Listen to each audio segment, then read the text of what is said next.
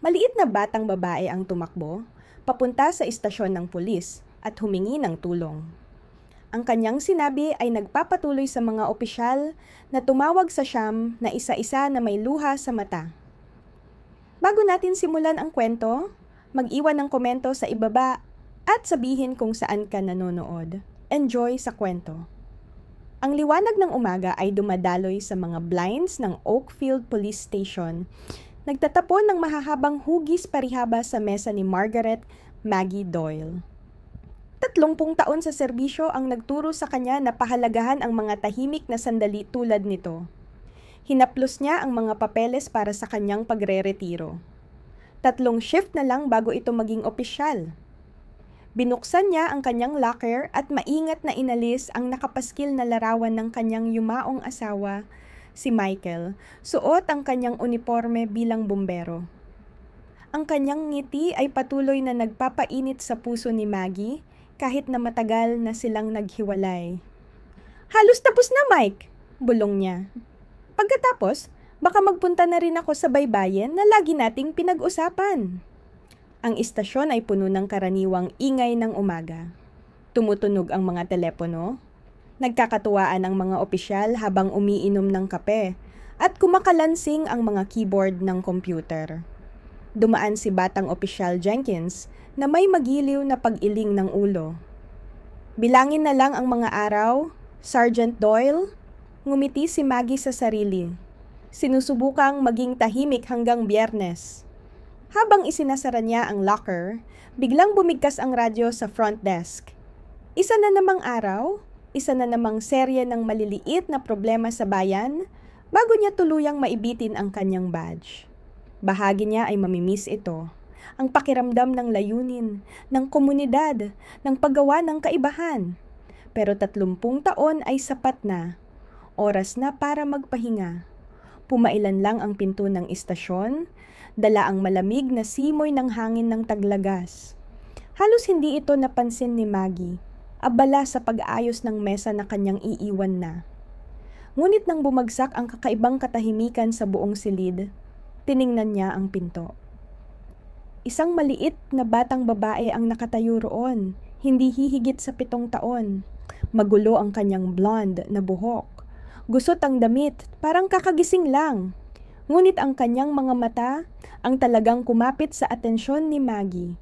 Malaki, natatakot, ngunit may determinasyon. Hawak niya ang kanyang tiyan sa isang kamay, habang ang kabilang kamay ay nakahawak sa pintuan, puti ang mga kuko sa pag-igting. "Maari ba kitang tulungan, anak?" Tawag ni Officer Jenkins mula sa front desk. Ngunit nakatuon na ang tingin ng batang babae kay Maggie. Ang mga matang iyon, puno ng pagkilala at desperadong pag-asa, ay nagbigay kay Maggie ng lakas. "Kamusta, mahal?" sabi ni Maggie, yumuko sa taas ng bata kahit na sumasakit ang kanyang tuhod. "Siya si Sergeant Doyle. Nandito ka ba mag-isa?" Tumango ang batang babae, hindi inaalis ang tingin kay Maggie. "Sakit po," bulong niya, hawak ang kanyang tiyan. "Sabi ni Mommy, hanapin ang pulis na may mabait na mata." Naramdaman ni Maggie ang kilabot sa buong katawan. "Anong pangalan mo, mahal?" "Emily." Mahina ang boses niya, parang napakabigat magsalita. "Emily, nasaan ang mommy mo ngayon?" Puno ng luha ang mga mata ng bata. "Maulap na araw. Sinubukan ko, pero nawala na naman ang gamot. Naglakad-lakad ako para hanapin ka." Bago pa man makapagtanong si Maggie ng isa pang bagay, tila natigilan si Emily sa kanyang mga paa. Sa reflex na labis para sa kanyang edad, inabutan ni Maggie ang bata bago pa man ito bumagsak. "Kailangan ko ng tulong dito," sigaw ni Maggie, niyayakap ang maliit na katawan. "Tumawag ng ambulansya ah!" Habang nagkakagulo ang buong istasyon sa paligid, tiningnan ni Maggie ang maputla na mukha ng batang babae na sa kakaibang paraan ay nakarating sa kanya. May kakaibang pakiramdam sa kanyang dibdib. Isang damdaming hindi niya naranasan sa maraming taon. Hindi ito ordinaryong kaso. Ang batang ito ay sadyang hinahanap siya. Nakalimutan ang mga papeles ng pagre-retiro sa mesa. Hawak ni Emily ang uniforme ni Maggie ng matindi. "Huwag po kayong aalis," bulong niya. Ang mga mata ay bahagyang nakapikit. "Pakiusap, huwag ninyo akong iwan." Sa ospital, puno ng liwanag mula sa fluorescent at tahimik na usapan, nakaupo si Maggie sa labas ng examination room. Ang kanyang jacket ay nakadrape sa upuan sa tabi niya. Ang mga papeles para sa pagre-retiro ay nanatiling hindi pinirmahan sa mesa ng istasyon, nakalimutan sa pagmamadali na samahan si Emily sa Oakfield Memorial. Lumabas si Dr. Patel mula sa loob ng silid. May maingat na neutral na ekspresyon. "Sergeant Doyle, sandali lang," sabi niya. Tumayo si Maggie. Naramdaman ang bawat taon sa kanyang 63 katawan. "Kumusta siya?"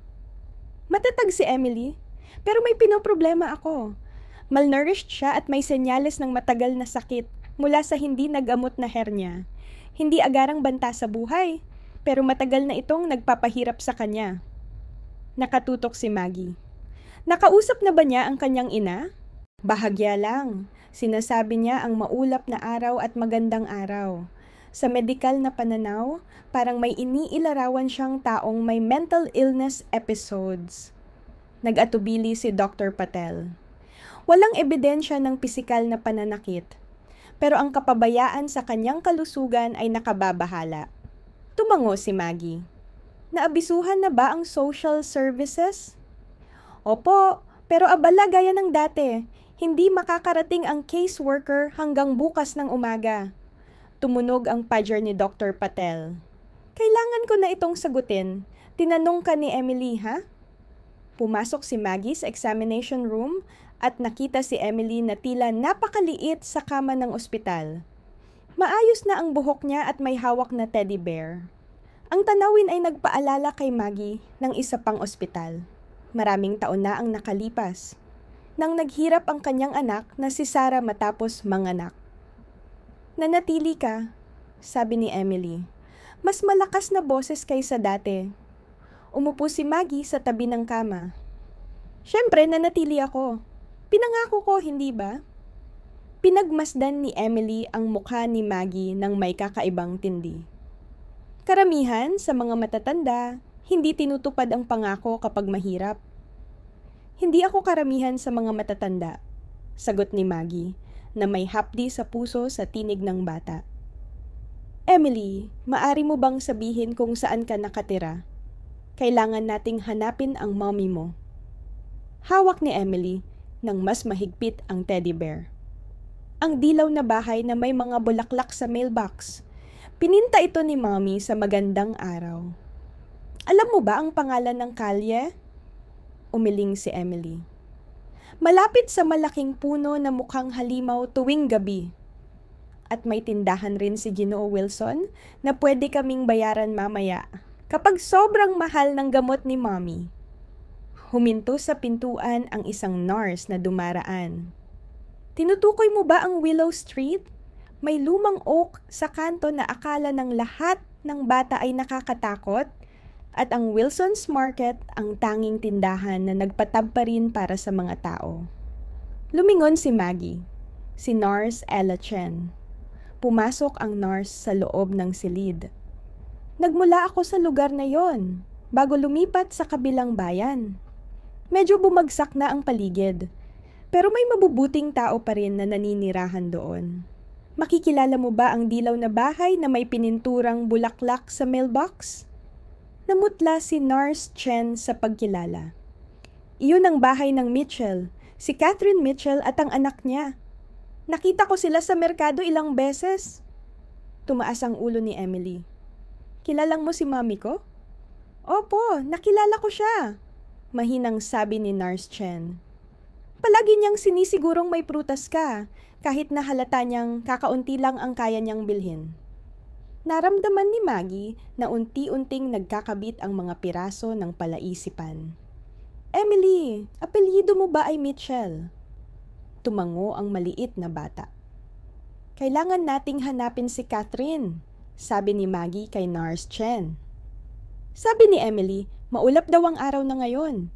Nagkaroon ng mahinang pag-unawa sa pagitan ng dalawang babae. Bumababa ang boses ni Nurse Chen.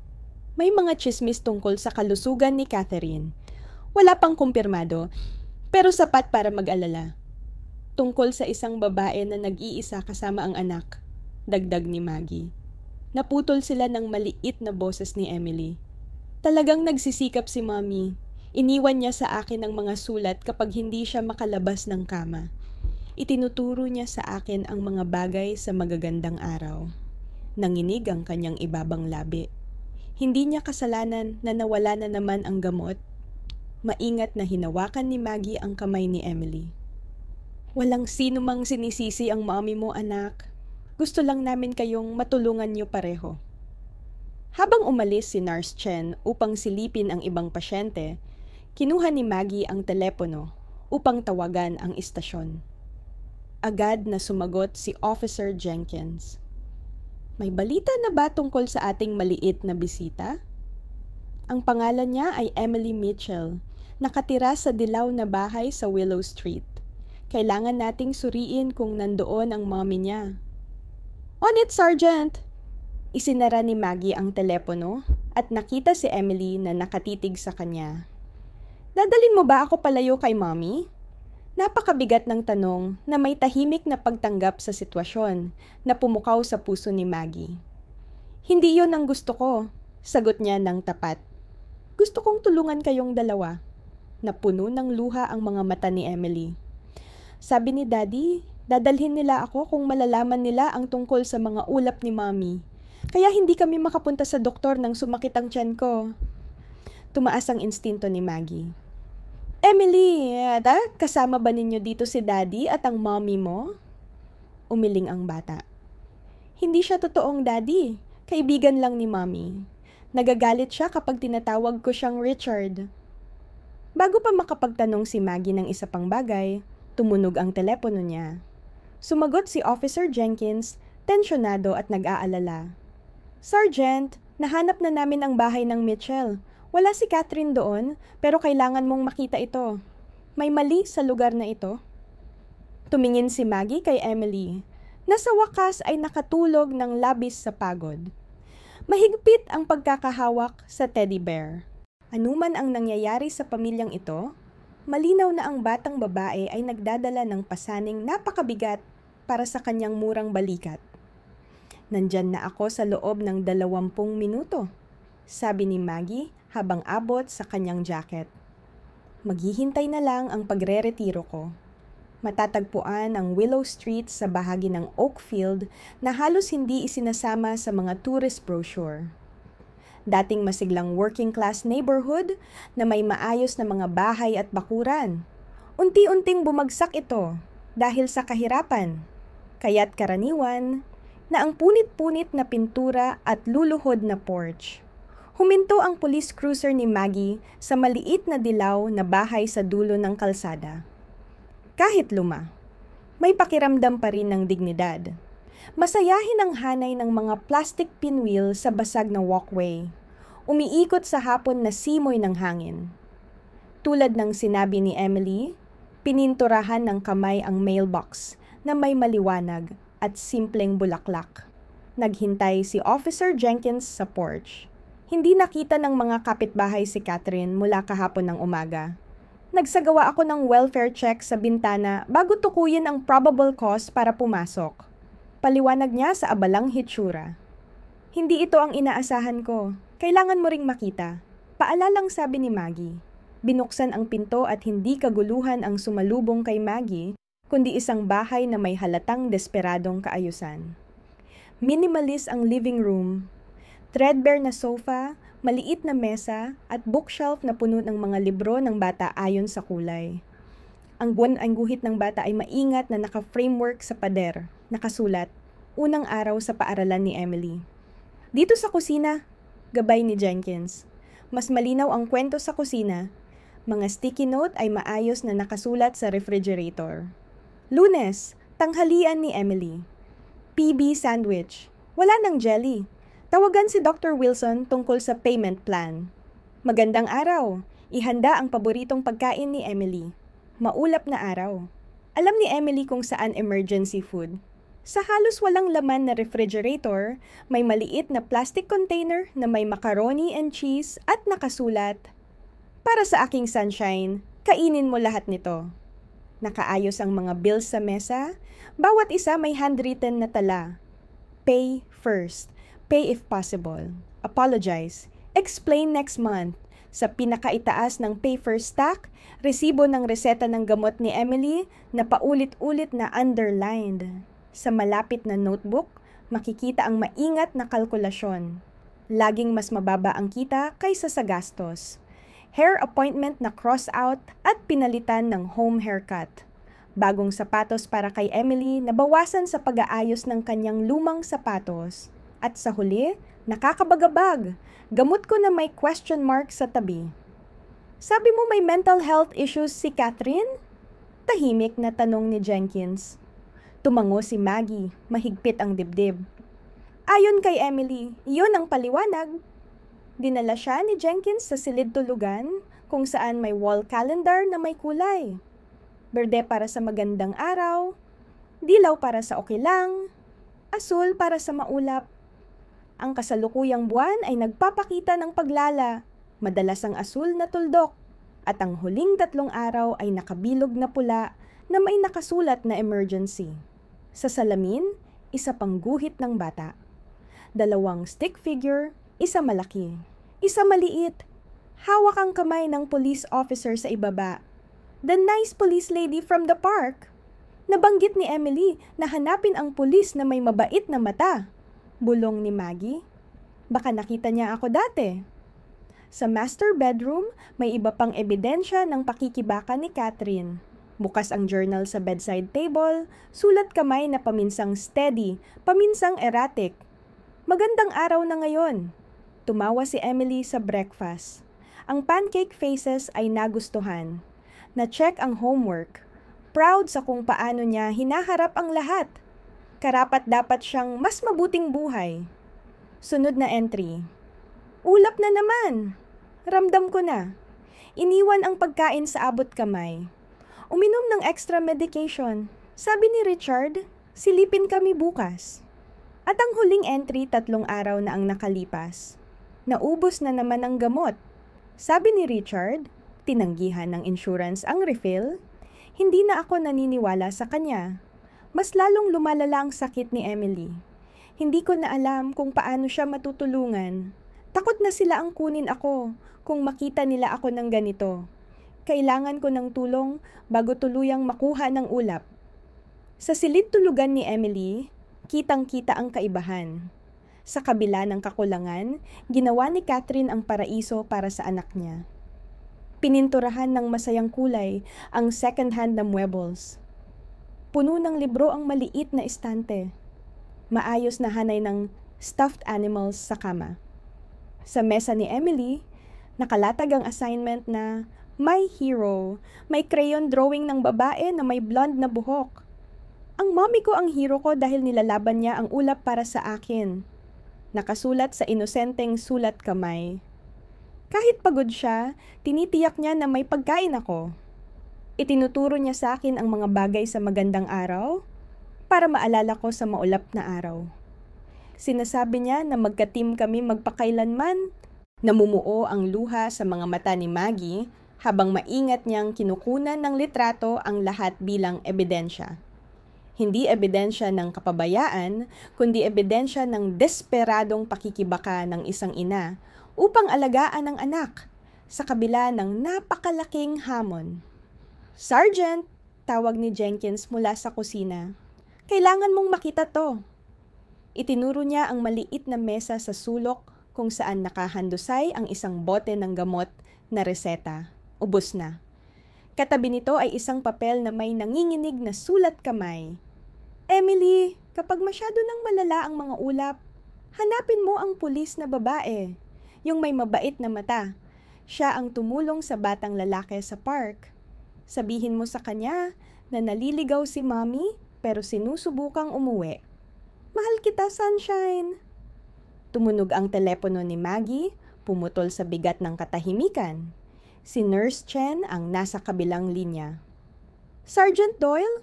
Gising na si Emily at hinahanap ka niya. At isa pa, nakatanggap kami ng tawag mula sa bus station. May natagpo ang babae na lutang ang kilos. Tugma sa paglalarawan ni Catherine Mitchell. Hinahanap niya ang anak niya. Tumingin si Maggie sa paligid ng maliit na bahay, kapos sa yaman, ngunit halatang puno ng pagmamahal at pagsusumikap. Sabihin mong papunta na ako. At magpadala agad ng tao para sunduin si Catherine. Habang papalabas, sandaling natigilan si Maggie sa isang portra sa dingding, si Catherine at Emily sa parke, parehong nakangiti. Yakap ng ina ang anak niya. Isang sandali ng tunay na saya na malayong malayo sa kasalukuyang hirap. Muling lumakas ang determinasyon ni Maggie. Umupo siya sa cruiser. Ang pagre-retiro niya. Kailangan mo nang maghintay. May pamilyang mas nangangailangan. Sa ospital, ang liwanag ng conference room ay nagpapakita ng matatalim na anino sa mukha ng mga taong nagtipon. Nasa harap si Dr. Patel, may hawak na charts. Nananatili rin si Nurse Chen kahit lampas na siya sa shift niya. At dumating na rin ang stress na social worker na si Diane Matthews, bit-bit ang folder na halos di magkasya sa kamay niya. Catherine Mitchell, edad 32. Panimula ni Dr. Patel, clinical pero may lambing. Inadmit dahil sa acute psychotic episode, matinding dehydration at malnutrition. Ang history niya ay nagpapakita ng hindi nakokontrol na schizophrenia, pero nagiging stable naman siya kapag tuloy-tuloy ang gamot. Yumuko si Maggie pasulong. Kamusta na siya ngayon? Unang-una, nagiging stable na siya. Sumusunod ang katawan niya sa medication at pahinga. Naghahanap siya kay Emily, pero pinakalma muna namin. Kailangan niya ng hindi bababa sa 24 na oras bago maging ligtas ang visitation. Naghalughog ng papeles si Diane. May 2 dating report tungkol sa pamilyang ito, parehong mula sa school ni Emily. Nag-ayos siya ng salamin. Una, 8 buwan na ang nakalipas. 3 araw na walang baon si Emily. Pangalawa, napansin ng teacher na pagod siya palagi at nagtatago ng pagkain mula sa cafeteria. At ano ang naging aksyon sa mga report? Tanong ni Maggie, kahit alam na ang sagot. Malalim ang buntong hininga ni Diane. Preliminary investigation, mababang priority dahil sobra ang caseload. Nakasulat, mother appears to be managing, walang physical harm, monitor situation, pero walang follow-up na nangyari. So alam ng sistema na nahihirapan sila, madiin ang boses ni Maggie, at wala namang ginawa. Hindi naman talaga wala, depensang sagot ni Diane. Mayo 23 emergency removals kami ngayon at 5 lang ang caseworkers. Hindi sinasaktan ni Catherine ang anak niya. Malinis ang bahay, pumapasok sa school ang bata. Ayon sa metrics namin, hindi sila nasa immediate danger. Umiling si Nurse Chen. Hindi kayang sukatin ng metrics ang isang inang unti-unting kinakain ng sakit habang pilit na inaalagaan ng anak o ang batang matagal nang may nararamdamang sakit pero natatakot magpagamot, bumagsak ang katahimikan sa silid. Ano ang mangyayari ngayon? Tanong ni Maggie. Nag-ayos si Diane ng papeles. Standard protocol ay temporary placement para kay Emily habang ini-evaluate si Catherine kung kaya pa niyang mag-alaga. Dahil sa kanyang mental health episode at sa medical neglect kay Emily. Medical neglect? Putol ni Maggie, halatang napipigilang galit. Ginawa ng babaeng iyon ang lahat ng kaya niya para alagaan ang anak habang siya mismo ay may iniindang sakit at walang suporta. Nakita mo ba ang budget notebook? Iniiwasan niya ang sarili niyang medication para maibili si Emily ng gamot. Ang protocol, sagot ni Diane, ay hindi nagtatangi sa intentional at unintentional neglect. Ang mahalaga ay may untreated condition ang bata at hindi kayang mag-alaga ang ina sa ngayon. Naglinaw ng boses si Dr. Patel. Sinuri ko ng mabuti si Emily. Oo, masakit ang kondisyon niya, pero hindi siya nasa agarang panganib. Basta magsimula agad ang treatment, makaka-recover siya ng buo. At si Catherine may magandang prognosis kung tuloy-tuloy ang pag-aalaga. Kaso, hindi niya yon nakukuha.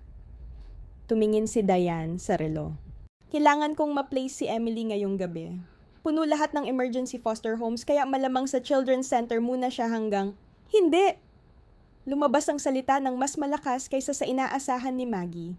Napatitig ang tatlo sa kanya. Sergeant Doyle? Maingat na sabi ni Diane. Naiintindihan ko ang concern mo pero hindi pupunta si Emily sa children's center. Umayos ng upo si Maggie, matatag. Uuwi siya sa akin. Kumurap si Diane. Hindi normal yan. May paperwork, background checks. Ako ay police sergeant na may 30 taon sa serbisyo at malinis na record. Iran mo ang lahat ng checks na gusto mo. May tiwala si Emily sa akin at ang paghiwalay sa kanya sa lahat ng pamilyar ay lalo lang siyang masasaktan. Bago pa makasagot si Diane, tumunog ang telepono ni Maggie. Sarah, ang anak niya. Sandali lang, sabi ni Maggie, lumabas sa hallway. Sarah, ayos ka lang ba? Ako ang dapat magtanong niyan, Mom. Nag-aalalang sagot ni Sarah. Tumawag si Jenkins, sabi niya. Hindi ka nakadalo sa retirement dinner planning. Nasa ospital ka raw. At Mom, magre-retiro ka na sa loob ng 3 araw. Bakit ka pa tumatanggap ng bagong kaso? Sumilip si Maggie sa conference room, kung saan pinag-uusapan pa rin ang kapalaran ni Emily. Komplikado, Sarah. May isang batang babae. Ipinaliwanag niya ang sitwasyon. Naging tahimik ang kabilang linya. Dahan-dahang nagsalita si Sarah. Mom, parang kwento natin ito noon pagkatapos kong manganak kay Jaime. Parang tinamaan si Maggie. Ang alaala. Si Sarah halos hindi makagalaw dahil sa postpartum depression. Si baby Jaime umiiyak sa crib. Ang takot, ang pagod, at ang pakikipaglaban sa mga doktor at sistema na halos hindi sila pinakinggan. Tama ka, mahina niyang sagot. Pareho na nga. Hindi ka makakalakad palayo, Ma'am. Alam ko yan, sabi ni Sarah, may lambing. Ganyan ka talaga? Nakasandal si Maggie sa pader. Biglang naramdaman ang bigat ng edad. Akala ko handa na ako sa pagre-retiro. Pero ang pamilyang ito, kailangan nila ng kakampi. Kagaya ng pangangailangan mo noon at ni Jaime. Lumambot ang tinig ni Sarah. Hindi pa kita napapasalamatan ng buo. Sa totoo lang, sa pag-intindi mo, sa pagtulong mo sa akin noong hindi ko maamin ang nangyayari. May dumaan na nurse, tumango kay Maggie. Mom, pagpapatuloy ni Sarah. Kung gagawin mo ito, hindi mo pwedeng akuin mag-isa. May trabaho ka pa. Hindi pwedeng mag-isa si Emily sa bahay mo. Alam ko, sagot ni Maggie. Hindi ko pa alam ang buong plano. Mabuti na lang, may anak ka. Hininga ni Sarah ang sarili. Bukas pupunta ako riyan. Tayong dalawa ang bahala kay Emily habang nagpapagaling ang mommy niya. Bumuhos ang ginhawa kay Maggie. Sarah, hindi mo na kailangan. Sagot ni Maggie sa telepono. Tinutulungan ng pamilya ang pamilya. Tinuruan mo ako noon, Mom. Bukod pa rito, nasa kolehiyo na si Jaime at flexible ang schedule ko sa online counseling practice. Pagkatapos ng tawag, bumalik si Maggie sa conference room na puno ng bagong determinasyon. Nag-aayos na ng mga papeles si Diane. Halatang pagod, ngunit bahagyang hindi na kasing higpit ang postura. Nakausap ko na ang mga supervisor ko, sabi niya bago pa makapagsalita si Maggie. Dahil sa sitwasyon, handa kaming isaalang-alang ang emergency temporary guardianship kung talagang sigurado ka sa commitment na ito. Opo! Sagot ni Maggie nang walang pag-aalinlangan. At tutulungan ako ng anak ko sa pangangalaga kay Emily habang ako'y nagtatrabaho. Tumango si Diane at inislide ang isang stack ng forms sa mesa. Kompletuhin mo ito ngayong gabi. Kailangan kong mag-home visit bukas. Pero kung maayos ang lahat, pwede nang ma-release si Emily sa iyong pangangalaga. Habang pinupuno ni Maggie ang forms, naalala niya ang retirement papers sa desk niya sa station na hindi pa napipirmahan. Minsan, mas mahalaga ang ibang bagay kaysa sa mga plano. Sa kabilang dulo ng hallway, Tahimik na natutulog si Emily sa unang pagkakataon sa ilang buwan.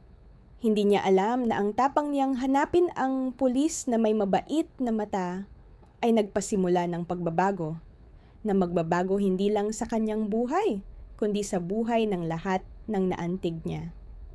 Ang unang sinag ng araw ay pumasok sa kusina ni Maggie habang inilalagay niya ang mangkok ng seryal sa harap ni Emily. Naupo ang maliit na bata sa kusyon para maabot ang mesa, habang maingat na inuupo sa kutsara ang maliliit na kagat. Okay lang ba? Tanong ni Maggie, napansin ang maayos na paraan ni Emily sa pagkain. Tumango si Emily ng seryoso. Iniimbak ko ang kaunti para mamaya kapag nagugutom ako. Nawala ang dibdib ni Maggie sa pagkabigla. Emily, sweetheart, hindi mo na kailangan mag-imbak ng pagkain dito. Laging may sapat. Bago pa makasagot si Emily, tumunog ang doorbell. Nasa porch si Sarah, may banayad ng ngiti na kahawig niya. "Ito oo, ang matigas na ulo kong ina," sabi ni Sarah, niyayakap si Maggie bago yumuko sa mata ni Emily. "At ikaw naman ay si Emily. Ako si Sarah, anak ni Maggie." Pinagmasdan ni Emily ng mabuti si Sarah. "Pulis ka rin ba?" "Hindi eh. Tinutulungan ko lang ang mga tao na pag-usapan ang nararamdaman nila. Para bang doktor ng feelings." Lumiwanag ang mga mata ni Emily. "Para sa maulap na araw?" Tumingin si Sarah kay Maggie, bahagyang tumango siya. "Opo, para sa maulap na araw." May kumatok sa likod na pinto. Sa bintana, nakita ni Maggie si Eleanor Wilson, matandang kapitbahay mula Willow Street, hawak ang isang lumang teddy bear. "Sana hindi ako nakakaistorbo," sabi ni Eleanor nang pinapasok siya ni Maggie. Ngunit iniwan ni Emily si Mr. Beans sa mesa. Inabot niya ang teddy bear, may punit sa isang tainga at balahiboy malambot at ginamit na. Dahan-dahang bumaba si Emily mula sa upuan at humipo sa laruan. "Mr. Beans, akala ko na wala na siya magpakailanman. Nagtago siya sa ilalim ng kama mo?" Paliwanag ni Eleanor, humuhupa ang mukha sa tuwa. "Pinakita sa akin ni Mommy kung saan hahanapin." "Nakita mo ba si Mommy ko?" Mahigpit na hinawakan ni Emily ang teddy bear. Tumango si Eleanor. Sinabi niya, nagsusumikap siyang makauwi sa'yo. Habang niyayakap ni Emily ang kanyang teddy bear, nagpalitan ng tingin ang mga nakatatanda, isang sandali ng walang salitang alyansa.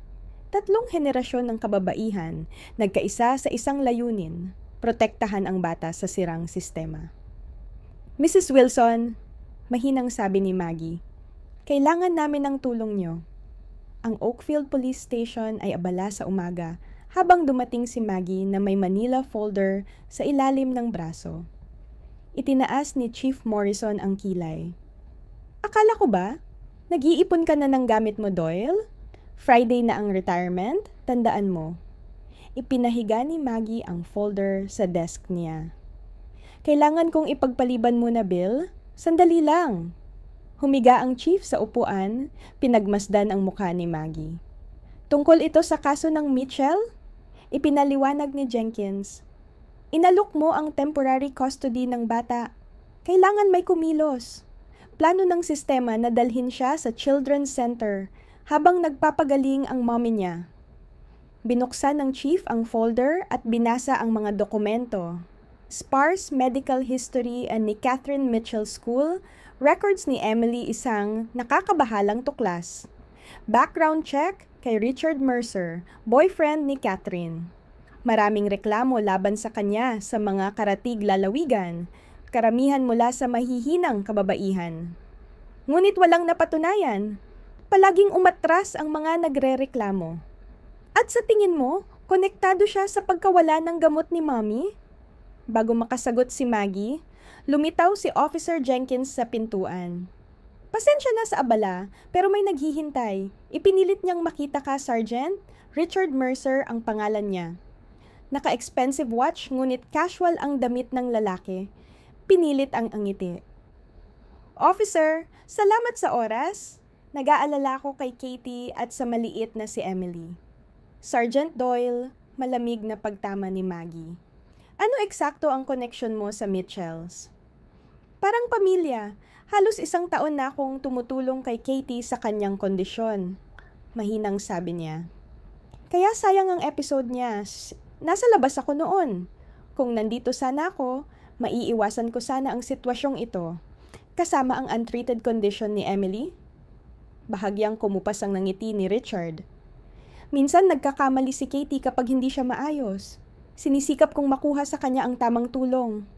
Interesante, sagot ni Maggie, binuksan ang notebook. Ayon sa pharmacy records, regular na na-refill ang reseta ni Katie pero ubos ang bote. Sabi ni Emily, nawala na naman ang gamot ng mommy niya. Humigpit ang mukha ni Richard. Minsan hindi naiintindihan ng mga bata ang sitwasyon ng matatanda, Sergeant. Habang nagpapatuloy ang pag-uusap, natulungan ng dekadang karanasan ni Maggie na makita ang likod ng carefully constructed facade ni Richard. Sa bawat concern na pahayag, may kalkuladong layunin. Nakakita siya kay Catherine at Emily hindi bilang pamilya na mahalin, kundi bilang mahihinang target para kontrolin. Hindi alam ni Richard, sa kanyang pagpapakita ng tulong, binigyan niya ng eksaktong ebidensya si Maggie. Kumpirmasyon na tama ang kutob ni Emily. Ang tunay na banta sa pamilyang ito ay hindi ang karamdaman ni Catherine. Ito ay ang predator na gumagamit sa sitwasyon. Nang umalis si Richard, nangangakong aayusin ang sitwasyon, bumalik si Maggie sa opisina ni Chief Morrison na may bagong determinasyon. Kailangan ko pa ng oras, sabi niya ng simple. Tumango ang chief, may pagkaunawa sa kanyang mga mata. Mukhang nawala sa system ang retirement paperwork mo. Baka abutin pa ng 1 pang buwan bago ma-process. Sa unang pagkakataon sa ilang araw, ngumiti si Maggie. Minsan, kahit ang sistemang madalas mabigo sa mga pamilyang tulad ng Mitchells, nakakahanap pa rin ng paraan para magbago sa tamang dahilan. Parang walang katapusan ang koridor ng ospital habang naglalakad si Maggie kasama si Dr. Patel. 4 na araw na ang lumipas mula nang pumasok si Emily sa police station at ngayon ang unang pagkakataon na makikita ng ina at anak ang isa't isa mula ng kanilang pagkakahiwalay. Maganda ang tugon ni Catherine sa treatment, paliwanag ni Dr. Patel, mababa ang boses. Ang consistent na gamot ay malaki ang naitulong sa kanyang kondisyon. Ngunit kailangan kitang ihanda. Mahina pa rin siya. Labis ang guilt na nararamdaman niya tungkol kay Emily. Huminto sila sa labas ng isang silid kung saan may isang babae na nakaupo sa tabi ng bintana. Ang blonde niyang buhok, parehong kulay kay Emily, naka-ponytail. Payat siya, halos gaunt, pero malinaw ang kanyang mga mata nang itinaas niya ang tingin sa kanilang pagpasok. Miss Mitchell, mahinang sabi ni Dr. Patel. Ito si Sergeant Doyle. Nababaluktot ang mga kamay ni Catherine sa kanyang kandungan. Ikaw ang nag-aalaga kay Emily? Mahina pero matatag ang kanyang boses. Ang pulis na babae na may mabait na mata. Opo, sagot ni Maggie na upo sa harap ni Catherine. Maayos si Emily. Panandalian siyang nakatira sa akin habang nagpapagaling ka. Tumango si Catherine, may luha sa mata. Salamat sa paghanap sa kanya, sa pagtulong sa kanya noong hindi ko kaya. Tumingin siya sa kanyang mga kamay. Sabi ng mga doktor, kailangan niyang sumailalim sa surgery para sa kanyang hernia. Minor procedure lang yon, sabi ni Maggie nang may katiyakan. Ischedule nila ito sa susunod na linggo. Naiwan ko sana sa doktor siya buwan bago, pag-iyak ni Catherine. Alam ko may mali, pero sa tuwing susubok ako, pinag-interfere ni Richard? Mahinang tanong ni Maggie. Biglang itinaas ni Catherine ang ulo, may takot sa mga mata. Alam mo si Richard, nabanggit siya ni Emily at pumunta siya sa station nagtatanong tungkol sa inyo pareho. Mabilis ang paghinga ni Catherine. Huwag siyang papalapit kay Emily. Please. Mukhang helpful siya noong una. Nag-aalok na ayusin ang gamot ko. Tumutulong sa bills kapag hindi ako makapagtrabaho. Pero saka nagsimulang mawala ang mga bagay. Ang mga pills ko, pera, Pagkain, mahina niyang bulong. Sa masamang araw, hindi ko maalala ang nangyari. Sinasabi niya na ginawa ko ang mga bagay na wala akong alaala. Naniniwala ako sa'yo, sabi ni Maggie. Matatag ngunit mahinahon. At bumubuo kami ng kaso laban sa kanya.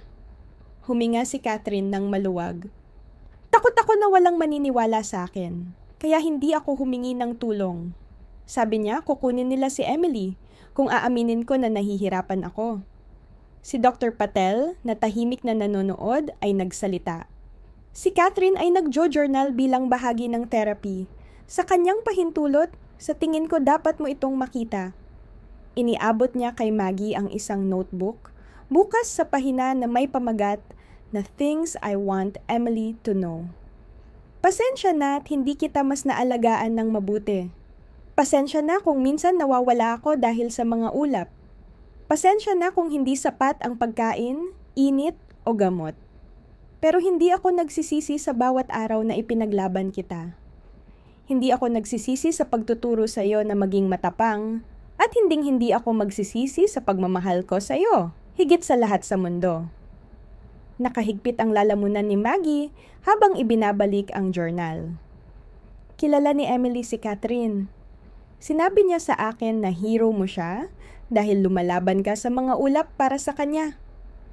Tinakpan ni Catherine ang kanyang bibig. Luha ay dumadaloy sa pisngi.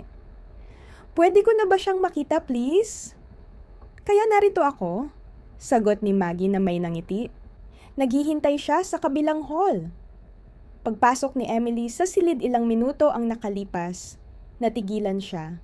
Malalawak ang mata habang tinitingnan ang gown ng kanyang ina at paligid. Pagkatapos, sa isang iyak na puno ng lahat ng takot at alalahanin ng nakaraang mga araw, tumakbo siya at niyakap si Catherine ng mahigpit. Mommy! Nawala ang mga ulap. Hawak ni Catherine ang anak, dinudukot ang buhok niya ng halik.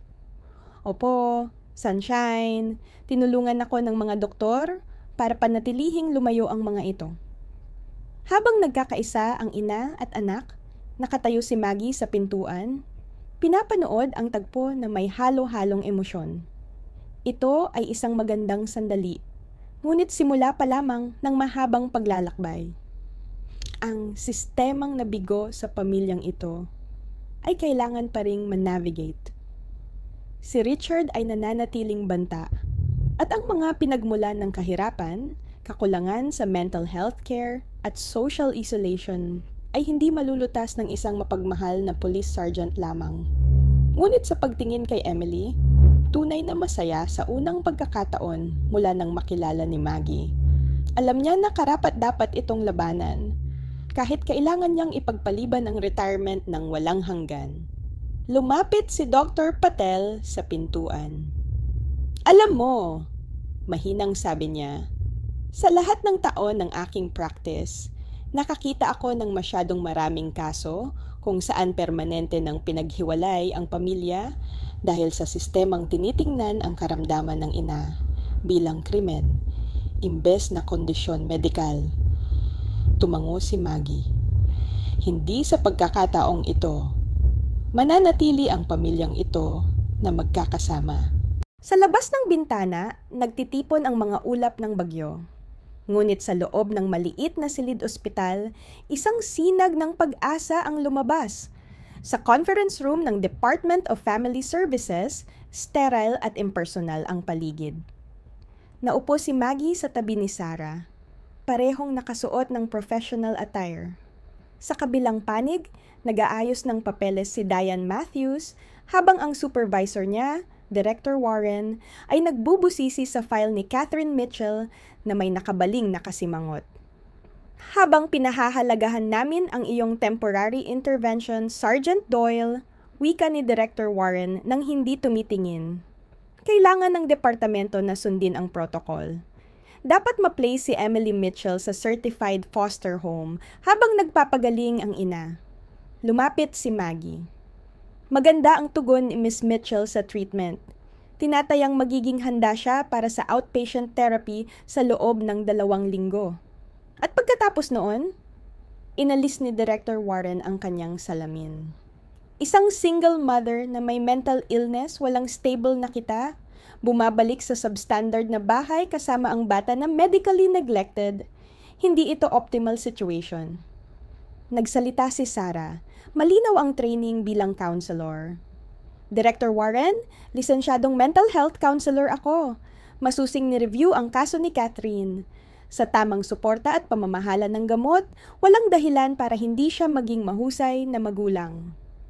Pero may gastos ang suporta at gamot, dagdag ni Diane, pera na wala sa Mitchells. Sa katunayan, sagot ni Maggie, inihain ang folder, nakikipagtulungan ako kay Dr. Patel para maisali si Catherine sa County Mental Health Assistance Program. Saklaw ang gamot niya at kwalipikado siya sa disability benefits habang nagiging stable. Napatingin lang si Director Warren sa dokumento. Ito ay pang-agarang pangangailangan, hindi pang matagalang kapakanan ni Emily. Ikaw ay mali, sagot ni Sarah, determinado. Ang welfare ni Emily ay nakatali sa welfare ng ina. Malinaw ang research.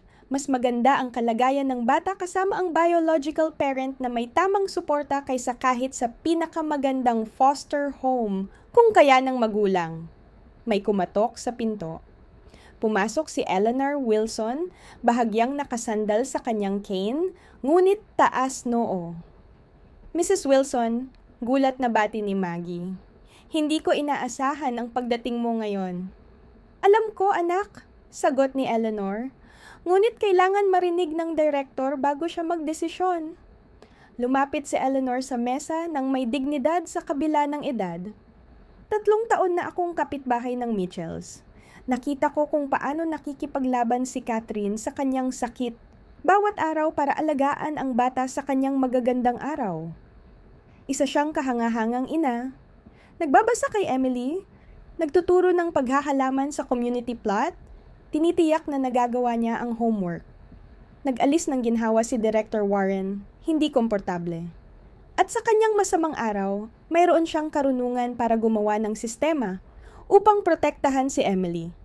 Emergency food sa mababang cabinet, listahan ng mga kapitbahay sa telepono. Hindi kailanman pinabayaan ng bata. Kahit noong pinakamalala ang kondisyon ni Catherine, tumitig si Eleanor sa director. Hindi tulad ng departamento ninyo na iniwan silang parehong mag-ina noong lumitaw ang mga warning signs. Mrs. Wilson, depensang simula ni Director Warren. Tinawagan ko ang opisina ninyo 2 beses noong nakaraang taon. Patuloy ni Eleanor ng may steady na boses. Nag-iwan ng mensahe tungkol sa isang ina na nahihirapan at nangangailangan ng tulong bago lumala ang sitwasyon. Walang sumagot. Bumagsak ang katahimikan sa silid. Sa wakas, huminga ng malalim si Director Warren, isinarado ang file. Ano eksakto ang ipinapanukala mo, Sergeant Doyle? Tumitig si Maggie kay Sarah. Nagpalitan ng mga tingin bago sumagot. Mananatili si Emily sa akin hanggang sa ma-discharge si Catherine. Pagkatapos, lilipat silang 2 sa guest apartment ko habang nagpapatuloy si Catherine sa outpatient treatment at nag-a-apply para sa maayos na tirahan. Si Sarah ang magbibigay ng counseling support at nag-alok si Mrs. Wilson na tumulong sa pag-aalaga kay Emily. At kung sakaling mag-relapse si Catherine, mag-a-adjust lang tayo. Simple ngunit matatag ang sabi ni Maggie. Pero hindi natin susukuan ang pamilyang ito. Tinututukan ni Director Warren ang bawat determinadong mukha sa mesa. Sa waiting area sa labas, naririnig nila ang tinig ni Emily habang nakikipag-usap sa receptionist. Ang batang tawa niya ay malinaw na paalala kung ano talaga ang nakataya. 60 days, wika niya sa wakas. Aprubahan ko ang 60-day family reunification plan na may malapit na monitoring. Pagkatapos noon, muling re-reassess. Paglabas nila ng gusale, tumakbo si Emily papunta sa kotse. Hawak ang isang drawing na ginawa niya habang nagpupulong. 3 stick figure na magkakahawak kamay sa ilalim ng isang masayang araw. Para pagdating ni Mommy sa bahay, masayang paliwanag niya. Hindi batid ang labanan, nakakalaban lang at bahagyang napanalunan sa kanyang ngalan. Pinanood ni Maggie si Emily na tumatalon. Alam niyang ito ay simula pa lamang. Medyo yumuko ang sistema ngayon. Pero ang permanenteng pagbabago ay mangangailangan ng higit pa sa isang hapon ng panghihikayat. Gayunpaman, nang mahuli niya ang proud na ngiti ni Sarah, naramdaman niya ang isang bagay na matagal na niyang na-miss. Ang kasiyahan ng tunay na pagbabago, hindi lamang sa pagpapatupad ng batas, kundi sa pagpapanatili ng pinakapuso ng mahalaga, ang pamilya. Ang sinag ng umaga ay dumaan sa bintana ng kusina ni Maggie habang maingat na naghahanda si Emily ng mesa para sa almusal. 2 linggo ang lumipas mula sa pulong sa family services at espesyal ang araw na ito. Uuwi na si Catherine mula sa ospital. Sa tingin mo, magugustuhan ni Mommy ang pancakes? Tanong ni Emily habang inayos ang mga strawberry para maging angiti sa ibabaw ng pancake stack. Gugustuhin niya yon, pangako ni Maggie. Pinapanood ang maingat na effort ng bata. Kumatok ang doorbell at tumakbo si Emily para buksan. Napangiti nang makita si Catherine na kasama si Sarah at si Dr. Patel. Bagamat payat pa, si Catherine ay mukhang mas maayos na. Malinaw ang mata, nakatuon ang tingin at tunay ang ngiti. "Mommy!" Sumugod si Emily sa mga bisig ng ina. Hawak ni Catherine ang anak. May bulong na ikinatuwa ni Emily, kaya siya natatawa. Nang sa wakas ay humiwalay sila. Buong pagmamalaki ay pinanguna ni Emily ang ina papunta sa kusina para ipakita ang almusal na kanya ring tinulungan ihanda. Habang pinagmamasdan ng mga adulto ang ina at anak, tahimik na nanood si Dr. Patel. Ito ay simula pa lamang. Ang totoong trabaho ay ngayon pa lang magsisimula. Tumango si Maggie, naiintindihan ang hamon sa hinaharap. Ngunit habang pinapaliwanag ni Emily ang bawat bahagi ng pancake face kay Catherine, na nakikinig ng buo ang ina na parang pinakamahalagang presentasyon sa mundo, naramdaman ni Maggie ang isang bagay na matagal na niyang na-miss. Pag-asa.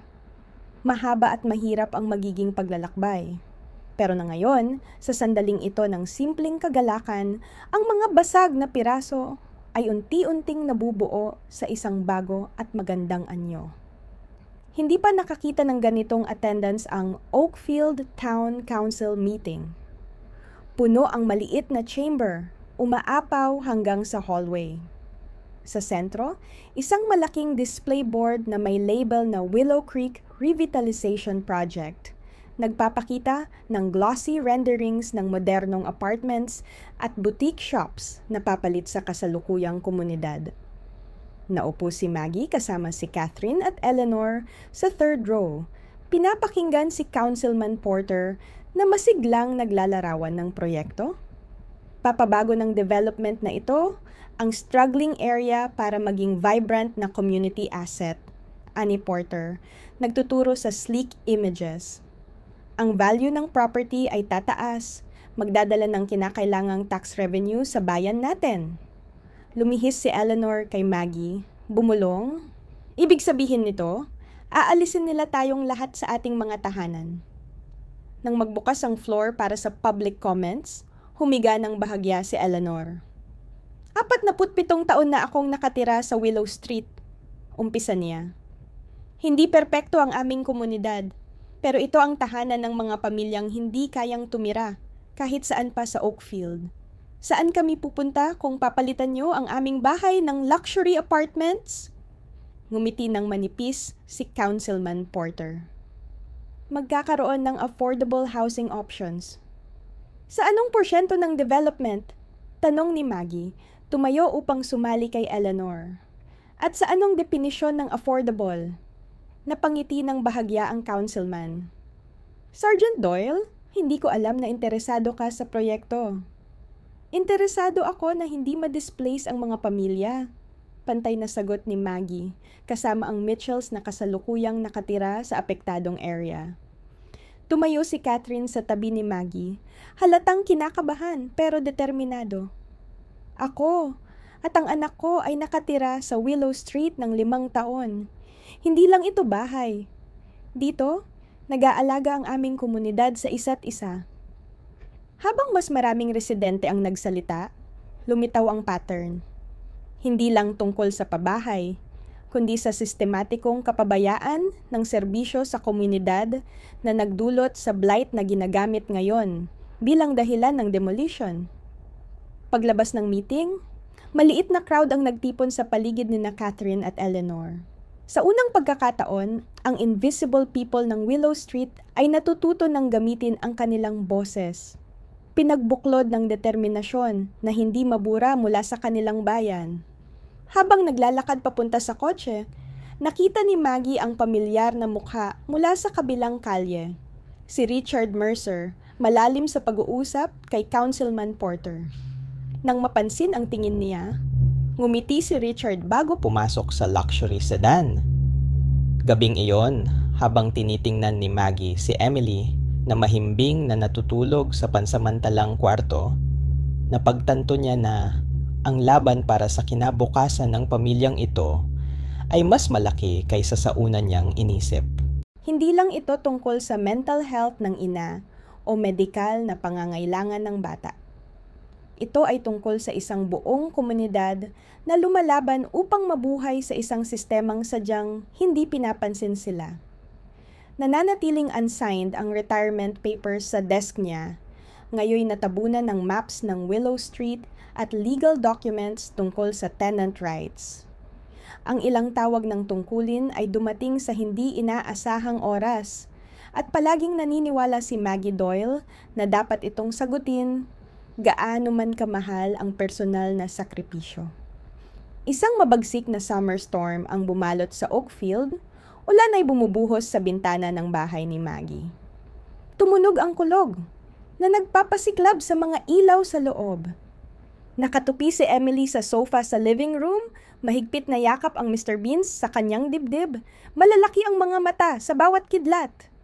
Tinawag si Catherine sa isang hindi inaasahang shift sa kanyang bagong part-time job sa community center, kaya naiwan kay Maggie ang pag-aalaga kay Emily. Gabi na.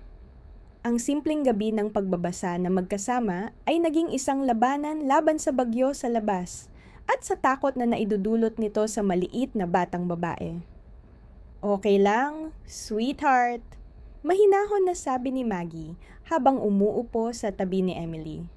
Bagyo lang ito, ligtas tayo dito. Umiling si Emily, halos marinig lamang ang boses niya. Ang bagyo, kapag may masamang nangyayari. Anong ibig mong sabihin? Tanong ni Maggie ng mahinahon. Ang huling malaking bagyo. Kinunin ni Daddy Richard ang gamot ni Mommy. Sabi niya hindi niya ito deserve. Pinilipit ni Emily ang daliri sa paligid ng baton na nakatali sa kanyang pulso. Yung hindi niya tinatanggal kahit sa paliligo. Sabi niya, mahal daw yon at naniwala si Mommy dahil isang cloudy day noon. Maingat na inilagay ni Maggie ang kanyang braso sa balikat ni Emily. Naramdaman ang nanginginig na bata. Kaya natatakot ka sa bagyo? Dahil naaalala mo ang gabing iyon? Tumango si Emily.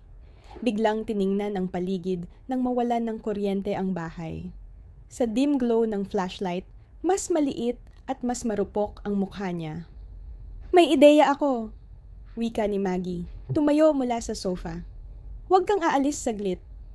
Bumalik siya na may dalang kandila. Maingat na inilagay sa coffee table at pinailawan isa-isa. Ang init ng liwanag ay bumuo ng bilog na nakapalibot sa kanila. Pinapalayas ang dilim. Itinuro sa akin ni Mommy na kapag nakakatakot ang mundo sa labas, pwede kang gumawa ng maliit na isla ng liwanag, paliwanag ni Maggie. Umupo muli sa tabi ni Emily. Tumingin si Emily sa naglalarong apoy. Bahagyang napalaya ang hawak niya sa Mr. Beans.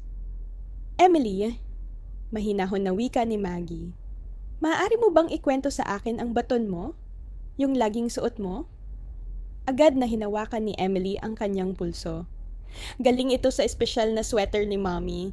Yung kulay asul, suot niya sa good days. Mas tumibay ang boses niya habang nagpatuloy. Binigay niya sa akin at sabi niya, "Kapag natatakot ka at hindi ako nandoon, ang button na ito ay ibig sabihin, mahal kita at sinusubukan kong bumalik mula sa clouds." Tumunog ang kulog muli, ngunit hindi na umatras si Emily. Sa halip, nakalapat siya kay Maggie. Ang liwanag ng kandila ay sumasalamin sa seryosong mga mata niya. "Matagal na masakit ang tiyan ko," bulong niya. Alam ni Mommy na may mali, pero sabi ni Daddy Richard, mahal ang doktor. Sabi niya kukunin nila ako kung makita nila si Mommy sa isang cloudy day. Nararamdaman ni Maggie ang galit sa manipulative na ginawa ni Richard, ngunit nanatiling kalmado. "Kaya ba kaya ka napunta sa police station noon? Dahil masyadong masakit?" Dahan-dahan na tumango si Emily. "Sabi ni Mommy sa akin noon, sa good day, na kapag talagang natatakot o nasasaktan ako, hanapin ko ang police lady na may kind eyes." Inabot ng maliit niyang kamay ang pisngi ni Maggie. "Katulad ng sayo, nakita kitang tumulong sa batang lalaki sa park noong nakaraang taon. Binigyan mo siya ng kumot at maayos ka sa kanyang mommy. Naalala ko ang mukha mo." Ang revelasyon ay naghatid kay Maggie ng biglaang lakas. Isang routine call tungkol sa homeless teen at kanyang ina. Halos nakalimutan niya.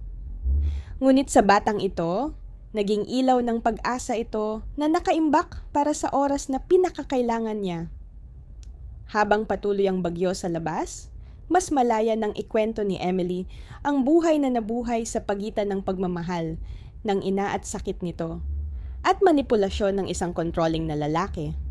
Lumaki ang kanyang hernia sa nakaraang buwan, masakit habang pinipigilan ni Richard na humingi sila ng tulong, ginagamit ang takot ni Catherine na mawala si Emily bilang sandata. Pag humina ang ulan sa banayad na pagpatak sa bintana, natulog na si Emily sa balikat ni Maggie, payapa ang mukha sa kumikindat na liwanag.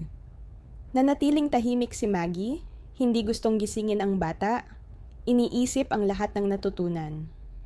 Buo na ang puzzle, hindi lang tungkol sa medikal na kondisyon ni Emily, kundi pati sa malawak na pattern ng control at isolation na bumihag sa pamilyang ito.